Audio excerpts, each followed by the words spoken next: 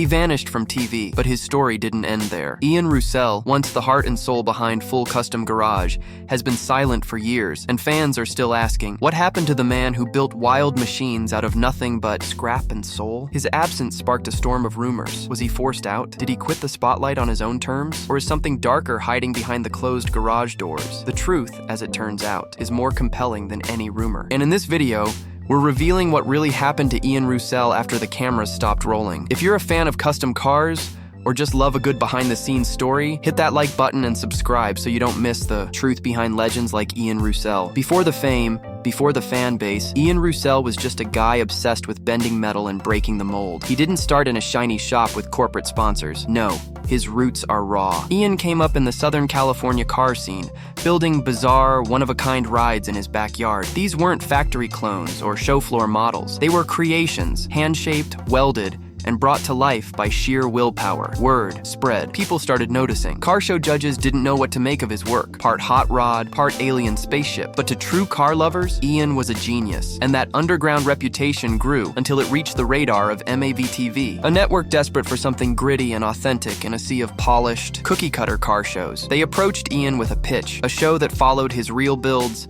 no scripts, no fluff, just him, his tools, and whatever insane project he felt like making. Ian agreed, with one condition. He wouldn't fake anything. No drama, no staged arguments, just the raw reality of custom car building. And so, Full Custom Garage was born. When the show premiered, it didn't look like anything else on TV. No sleek editing, no overproduced drama, just a bearded guy in a cluttered garage, welding, grinding, and improvising his way through builds most mechanics wouldn't touch. Viewers couldn't look away. This wasn't just about cars, it was about creativity, determination, and defiance. Ian turned junk into jaw-dropping machines. Each episode felt like an unpredictable journey. One week, he was building a rat rod from scratch. The next, he was resurrecting a vintage body no one else would dare touch. And the best part? He did it with barely any crew, few resources, and no shortcuts. Behind the scenes, though, the pressure was growing. The network wanted more episodes. Fans wanted faster builds. Sponsors wanted exposure. But Ian? He just wanted to work. The tension between his artistic freedom and the growing demands of production began to take a toll. Officially, the show slowed down due to scheduling issues and Ian's other commitments, but hardcore fans weren't buying it. Rumors started to circulate. Was Ian clashing with producers? Was he burnt out? Or did he walk away because the show had lost its soul? There's no confirmed tell-all interview, but those close to Ian hint at a mixture of all three. He reportedly became disillusioned with the increasing pressure to cater to sponsors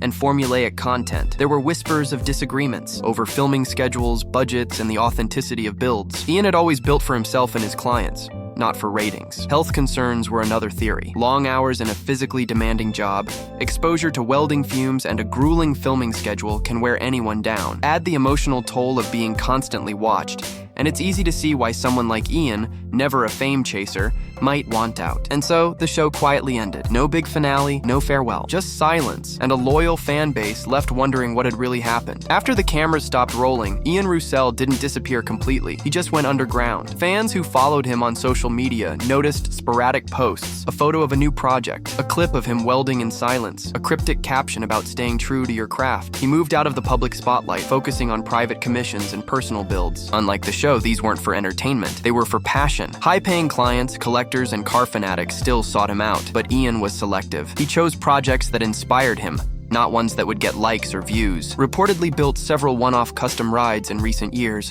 some of which have only been seen at underground shows or in collector circles. One build, rumored to be a fusion of a 50s Cadillac and a jet plane fuselage, sparked awe and speculation online, even without an official reveal. Despite his low profile, Ian occasionally appeared at niche car events, always off the radar. No press, no interviews, just him and his work, speaking for itself. Many fans assumed Ian's original garage, his temple of creativity, had shut down. But that's not quite true. According to recent sightings and a few drone videos shared online, the location is still active. Locals have reported the sound of welding late into the night. Strange, beautiful frames sit half-built behind closed gates. Something is still happening there. Insiders say Ian never stopped building. He just stopped sharing. Without a camera crew breathing down his neck, he returned to what he loved, pure creation. Some speculate he's even mentoring a small circle of young builders, passing down techniques that never make it to YouTube tutorials or TV. There's even talk of a secret build, a massive project years in the making, hidden from the public eye, that Ian may unveil someday at a major car gathering. Whether that's true or just wishful fan fiction,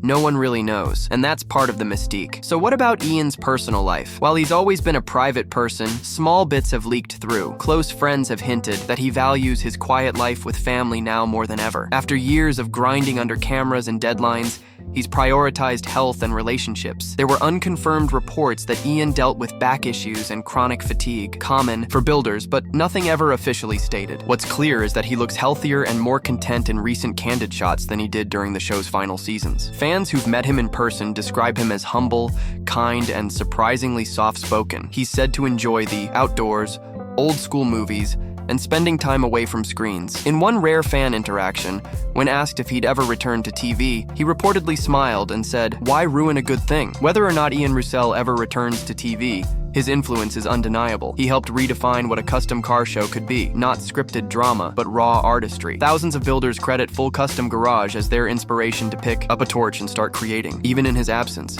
Ian's name still carries weight. His builds continue to circulate online, reposted by fans who analyze every weld, every curve. Car culture forums still buzz with speculation about his next move. And every time a new garage show pops up, people ask, is this the next Ian Roussel? But the truth is, there is no next Ian. He's one of a kind, just like every vehicle he ever built. In the world of custom car building, few names have etched themselves into the culture quite like Ian Roussel. From his early days as a backyard builder to becoming the star of Full Custom Garage, Ian's journey has been nothing short of extraordinary. But as the cameras stopped rolling and the dust settled, fans were left wondering what happened to the man who once welded art from raw steel in the desert. What is Ian Roussel's life like now, after the world got to witness his genius on television? As we've explored throughout this video, Ian didn't just fade into obscurity. Far from it. He transitioned from reality TV fame to a quieter but still passionate life, rooted in creativity, craftsmanship, and connection with the automotive community. Despite the absence of new episodes,